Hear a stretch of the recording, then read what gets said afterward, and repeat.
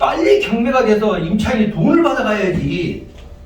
경매가 안 되면은 이것은 임차인도 고통을 준다는 얘기예요. 이따 내가 그 사례를 보여줄게 왜 그러는지. 우박사 TV. 그 다음에 국민이 내 거라고 권리를 누리면은 의무를 다해야 되는데 그 의무가 조세, 납세 의무예요. 그래서 경매는 채권자인 금융권, 은행이나 채권자인 개인이 법의 힘을 빌려서 경쟁 매각을 시키는 게 경매이고, 그래서 이것은 절차법 그래요. 절차법이라는 것은 민사 집행법에 의해서 절차에 의해서 경매를 시키는 거예요. 경매는 너무나 많이 알려져가지고 요즘은 뭐 엄청 쉬워요. 그런데 국민이 소유권이라는 권리를 누리면서 세금을 안 내면은 국가에서는 국민의 재산을 바로 압류해버려요. 압류. 또 처분금지한다는 얘기예요. 그래도 세금을 납부하지 않으면은 이것은 공개 매각을 시켜서, 경매는 경쟁 매각이고 이것은 공개 매각을 시켜서 국가에서는 세금을 환수한다는 얘기예요. 그래서 공매는 채권자가 국가이고 그 다음에 채무자라고 하지 않고 체납자라 그래요. 그것이 국민이에요. 막강한 공권력이에요. 세금 안 낸다고 내 재산을 팔지 못하게 묶어놓고 바로 공개매각 시켜도 돈을 받아간다는 얘기죠. 그럼 지금 앞으로 우리나라 국가는 세금이 필요해요, 안 필요해요? 엄청나게 필요해요. 세금 연체하면 안 돼요. 특히 제가 공매를 하다 보면 시골에 이런 땅 같은 경우에 좋은 거, 집 같은 거 사놓고 그 집에 가면은 어서 오세요, 무슨 일이 오셨어요? 그래갖고 내가 공매 받아서 왔다 그러면 공매가 뭔지도 모르고 내 집에 무슨 뭐 팔렸냐고 그런 거나 팔라고 내는 적도 없다 그래요. 그러니까 권리는 주장하는 사람만이 누릴 수가 있어요. 여러분 부모님들이 시골에 혼자 살고 있는데 세금을 안 내서 뭐 연체 통보를 벌였더니 안 내면은 압류시켜준다는 얘기예요. 우체부도 갖고 우체통에 꽂아놓고 간다는 얘기예요. 그래서 1년에 한 번 정도는 우리 재산 등기부등본 띄어서 혹시 세금은 우리가 안 낸 적이 있나, 또는 누가 나한테 돈 받을 것이 있어서 가짜 압류는 해놓지 않았나, 이렇게 확인을 하셔야 돼요. 이해가셔요? 항상 시골에 있는 땅 같은 거, 문중 땅 같은 거, 혹은 시골에 부모님이 계신 것, 또는 내 재산 같은 경우에 1년에 한 번 정도는 등기부등본 띄어서 이런 문제가 있나 없나를 확인해야 된다는 얘기예요. 이해가시죠? 그래서 국가에서는 바로 압류해서 국민의 재산을 팔아서 세금을 받아가는데, 이걸 갖고 우리는 압류재산, 공개매각 그래요. 그 다음에 부동산 가격이 이렇게 상승하면은 국가에서는 제일 먼저 세금 정책으로 부동산 가격을 떨어뜨리려고 그래요. 그래서 이 세금은 유통과세, 사고 팔면서 내는 세금, 대표적인 게 양도소득세죠. 안 팔아? 그래가지고는 보유과세라 그래요. 안 팔아? 그래 재산세를 많이 내게 본다는 얘기예요. 그 다음에 이것 갖고도 효과가 없으면은 야, 돈 빌려주지 마. 금융정책이죠? 돈 빌려주지 마. 그래? 그러면은 이자를 높게 매겨버려. 그러니까 요즘은 팔리지는 않지, 가격은 멈췄지, 이자는 많이 나오지, 감당이 안 되는 거야. 이게 1997년 IMF 때하고 2008년도에 이런 현상이 생겼는데, 지금 우리나라 집값 안 떨어졌어요. 이제 시작이에요. 이제 시작. 이게 올 연말을 거치가 있는다는 얘기예요. 이게. 그래서 어떤 전문가들은, 그 학자들이 IMF 때보다 더 큰 게 지금 우리나라에 오고 있다고 그래요. 정말 지금 심각한 시대예요. 그래서 앞으로 경매 물량도 늘어나겠지만은 이 공매 물량도 무지무지 늘어나요. 그러면은 이렇게 거래 대상이 되는 이 부동산은 거래 대상인데 사고 팔 수가 있는데, 첫째는 법률 행위 그래요. 법률 행위. 자, 이 법률 행위라는 것은 소유자인 매도인과 사고자 하는 사람, 매수인 간의 모든 이런 법률적인 권리 관계를 중개업자가 정리를 해서 부동산을 사고 파는 거예요. 그래서 중개업자가 권리 관계에 하자가 있을 때는 손해배상 책임이 있어요. 그래서 개인인 중개업자는 1억씩 공제보험이 들어있고 그 이상이 되는 것은 사과도 소송이 들어간다는 얘기예요. 그래서 항상 부동산을 팔 때는 대충 팔지만 내가 부동산을 사고자 할 때는 공인중개사를 이용해야 나중에 잘못했을 때 손해배상 청구가 있다는 얘기예요. 자, 그래서 이것은 아무리 사고 싶어도 파는 사람이 자기 마음에 안 든 가격이면은 거래가 성사가 안 돼요. 그래서 이걸 갖다 우리는 정상적인 재산, 그래서 정상재 그래요. 그래서 이것은 얼마에 사고 팔았는지 등기부터 모르니까 등기를 해버리는데 이걸 갖다 우리는 실거래가 그래요. 실거래가.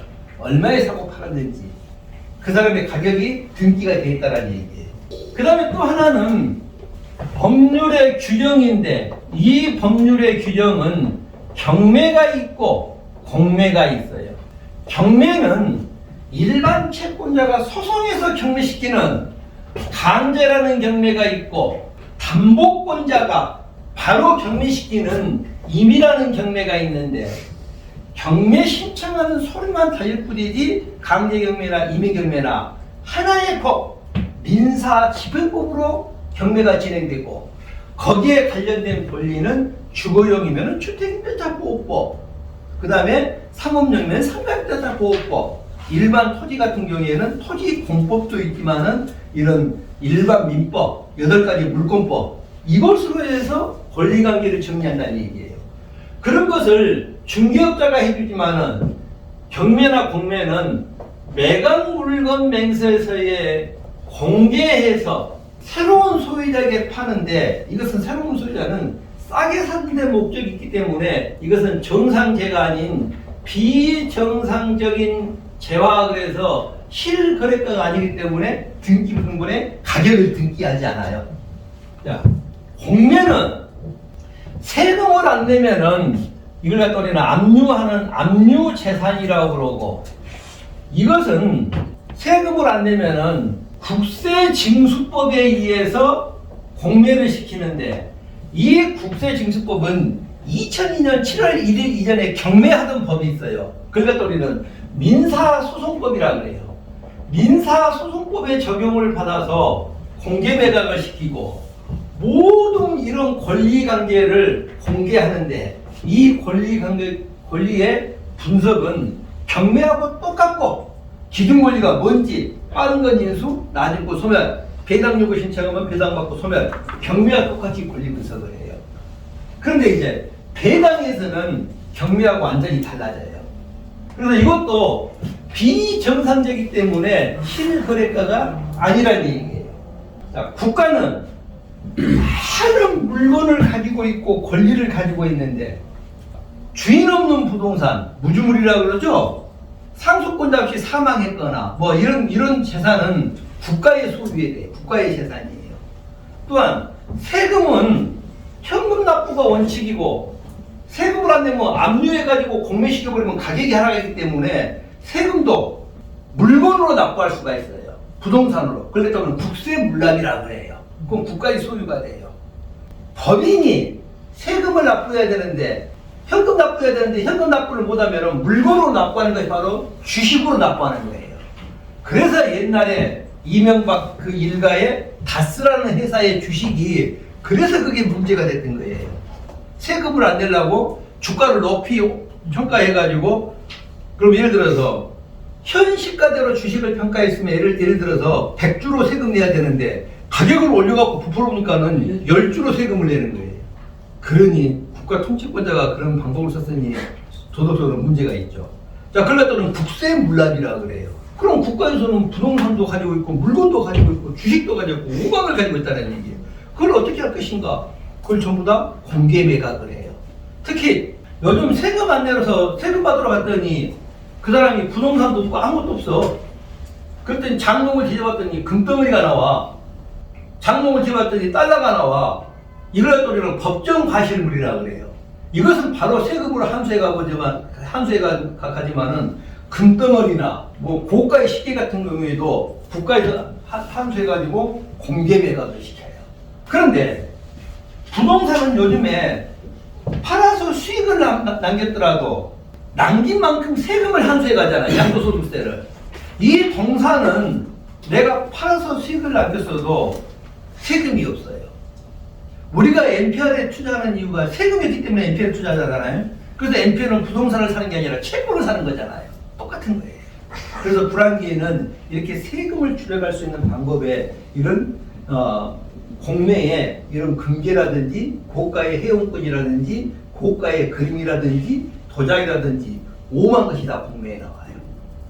그 다음에 국가가 가지고 있는 부동산을 사용하지 않거나 앞으로 사용 예정이 없는 것, 그것을 국민에게 임대를 해요. 임대를 했는데 관리비가 더 나와.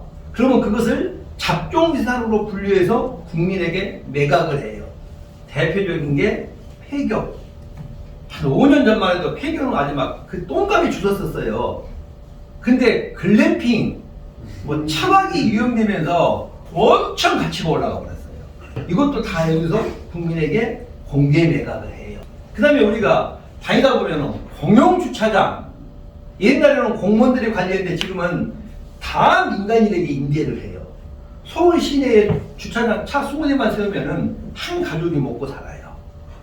그 다음에 관공서나 국공립중고등학교의 매적, 이런 것도 전부가 다 여기에 임대 매각으로 나와요. 특히 지하철역에 가면 목 좋은데 뭐 커피숍도 있고 빵도 팔고 오만 거 다 파는데 그것도 다 이 온비디에 여기 한국자산관리공사에서 공매로 나와요. 그래서 공매는 엄청나게 무궁무진해요. 경매는 강제경매, 임의경매, 동감부동감밖에 없는데 이 공매는 국가의 모든 재산을 일단 팔리든지 안 팔리든지 여기다가 온비디에다가 공개로 국민에게 매각을 해서 돈을 받아가고 국가의 재산을 정리하는 방법이 바로 공매예요. 그래서 공매를 알아두면은 굉장히 재밌어요. 특히 공매를 들어가 봤더니 전부 다 쪼가리 땅만 있고 뭐 올바른 부동산이 없더라 그러는데 경매 전문가들이 네모 판단한 땅에 네모 판단한 건물, 뭐 아파트 이런 것보다는 뭔가 문제가 있고 남이 안 땅고 요것에서 고수익을 남긴다는 얘기예요. 그러니까 10억 투자해서 10% 받으나 5, 6천 투자해서 10% 보나 수익률은 똑같아. 수익률은. 그래서 오히려 소액 적은 돈으로 투자할 수 있는 물건이 많은 것이 바로 공매예요. 그 다음에 경매는 현장 입찰 그래가지고 그날 그 시간에 법원으로 가야 되지만은 이 공매는 온라인 비딩 시스템 전자 입찰이에요.